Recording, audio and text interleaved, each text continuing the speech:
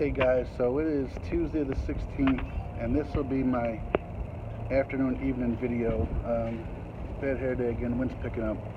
Anyway, I've had some pretty heavy videos, at least on myself today, so I'm going to try to be real but lighten it up a little bit for you guys. Kind of try to get back to the old me a little bit.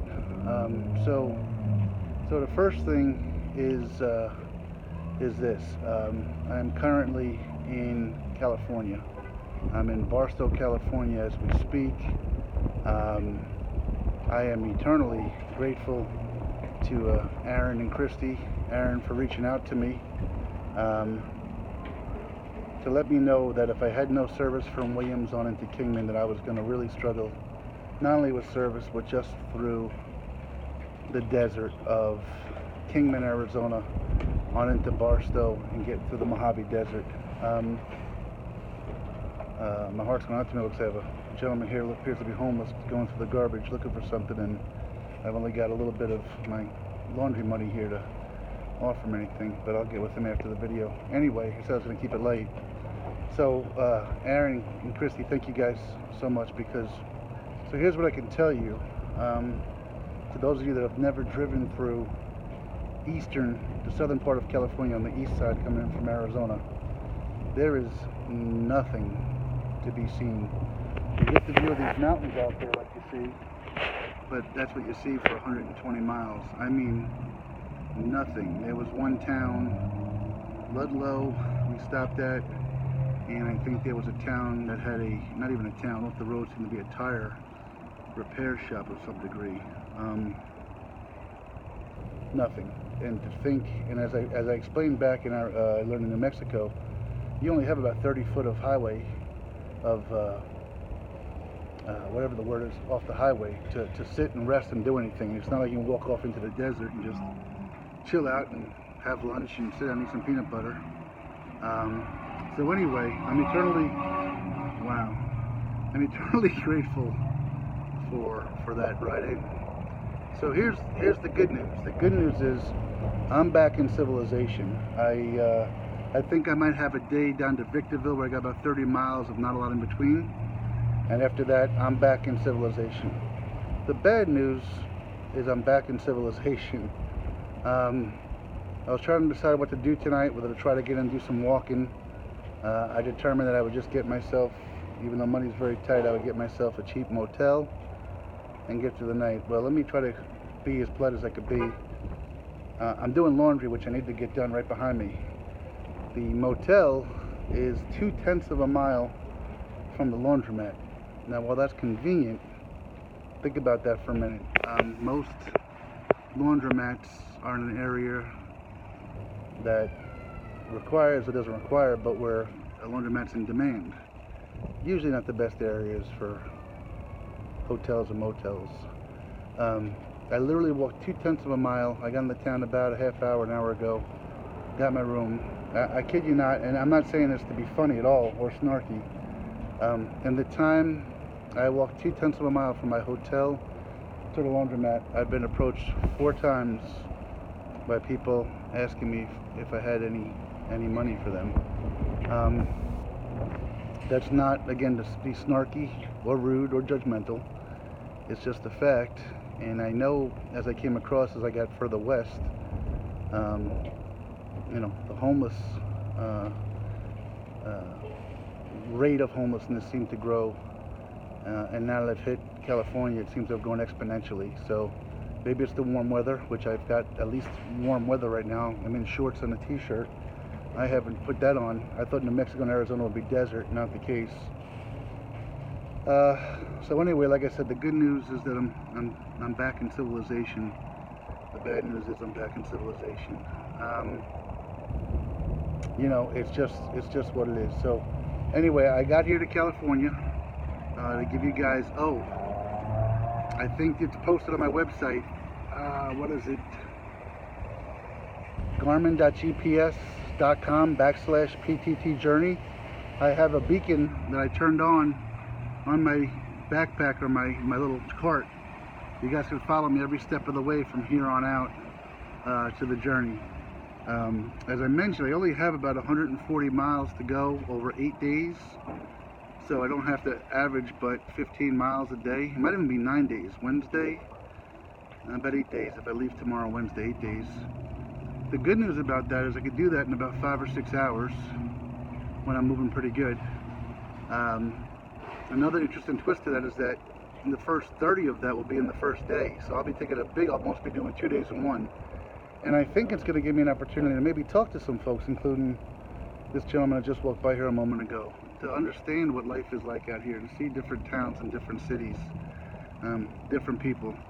Like I said, back east, you hear of the desert, you hear of Arizona. I could never have imagined what I saw, and I don't mean that in a bad way, but there really was. You think of California, and you think of the big cities. When people think of New York, they think of Manhattan. They don't think about the upstate and all the vast beauty and land. Well, I mean, it was just shocking to me how much barrenness there was out there, and I guess essentially it all comes down to being able to get water. As I was talking with Aaron, who's a very intelligent young man, I can't believe nothing's been developed out there, but if you can't tap into water, you can't get into an aquifer or some kind of water system, you can't really build anything out there. And I'm sure a whole lot smarter people than me would have discovered that a lot longer. So anyway, again, just to give you an update, I'm in Barstow, California today. I'll be leaving tomorrow, heading in the direction of a town called Victorville. I am doing some laundry now, which is much needed, so I'll be getting that done. And then I'll be heading back to my room, locking the door, and double locking the door, and putting the chair behind the door. No, I'm kidding. But no, on a serious note, I kid you not, this is really true, and I think I said this to my mom. I may have said it. I definitely said it to my kids. I may have said it to Jamie, but all along people have been worried about me, and maybe that's because even in the tone of my voice, I was worried about the how you doing, guys? I was worried about the desert because it was unknown to me. I didn't know what I was getting myself set up for. But the reality, and I'm not kidding when I say this, but if there's a time to be worried about my safety, and it would really suck to have it happen now, this late in the journey, but it's probably now. When you're in the middle of nowhere, the chance of population doing something physically to you to hurt me or whatever, is probably, less than 1% chance. I don't know what the percentage is, but when you've got a lot more people, you've got a lot more chance to find somebody that is either homeless, high on drugs, schizophrenic, or anything. And I'm going to be walking essentially, as I get closer to LA, through, people keep saying, don't go through this area, don't go through that area. Well, guess what, folks? I'm in a major metropolis. There's going to be lesser areas wherever I go. And in fact, for all you hear about, Hollywood, you hear about the Sunset Strip and Hollywood Boulevard and things, and, that's where you have a tremendous amount of homeless and drugs and prostitution and just a whole lot of stuff. So I'm not trying to get you alarmed. I'm just trying to be real. I'll be fine. I know I will, but I always have been. And I'm going to be going, broad daylight. So I'm not too concerned. I do hope that word gets out that I'm in town. Maybe I'll get an opportunity to end this journey by meeting some people and some folks and sharing their stories the way I was able to do it back east and through Missouri. Because I don't know, I guess motels and hotels cost a lot more as I get closer to LA as well. And I definitely, the other thing about out in the desert is, if something ever got into a bind, it's real easy to find a vacant piece of land to a property or somewhere to just crash or steal away 2 or 3 hours. It's not that prevalent as you get near the cities. I'm not sleeping out some back alley. I'm not sleeping along some, 20-foot stretch of vacancy that's wide open. Back New Mexico, Arizona, Oklahoma, there were large stretches. Not that I did it a whole lot, but if I had to, I'm not going to be doing that out here. So, like I said, I'm going to be fine. I'm in California. It's warm, but I'm just trying to be real as well. If the likelihood, I'm not saying I'm more scared because I'm not, but the likelihood of something happening to me probably is greater here than it has been. So like I said, Barstow, warm. I'll have a long walk into Victorville tomorrow. I hope you guys did listen to my videos today in my live stream. and take a look at that website or that YouTube page. I can't think of something more powerful. I'm flattered, honored, and privileged to have had Carol speak with me. If you don't know what I'm talking about, please go watch my live stream, from earlier today. I will be finishing up a week from this Friday. I'll be in Los Angeles a week from this Thursday. And I didn't sleep much last night, which is good because I was able to do a lot towards the book. In fact, there's some other creative things I'm doing that I was able to address last night and put down pen to paper and create some of that stuff. So I'm excited from that. And I am using my time in that regard. Here's something that you guys may not know or understand. A lot of you have asked me, hey, when is the book going to come out? How long is it going to take to come out? I didn't even process this until yesterday, but think about this for a moment. So I've been out here for about 100 days. About 100 days. I leave almost every day. I leave about 3 15-minute videos a day. So that's about 45 minutes of video a day just on YouTube. So think about that for a minute. On the YouTube, while I take notes and do my book chapter every morning, I leave myself things on the YouTubes and my live streams as a reminder to myself, something I may not cover in a book, or just a little thing. So I need to do the research. Well, think about that for a moment. 100 days at 45 minutes of video. That's 4,500 minutes of video, or listen to my own voice drawn on, that I'm going to have to listen to before I can, not before, but as I do the book.